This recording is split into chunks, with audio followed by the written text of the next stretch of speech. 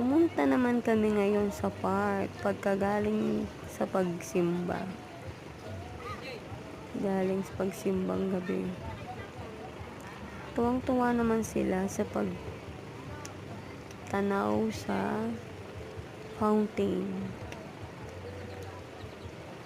Kasi parang nare-relax sila kapag nakikita nila yan. Karamihan din naman sa bata ngayon na mas gusto pa nilang nakakita ng mga ganyan. Mas naaaliw sila.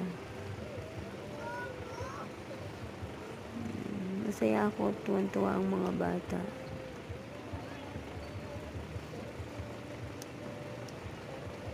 Second day na nga pala namin yun. Kahapon hindi ako nakapag-video. Simbang gabi na tayo.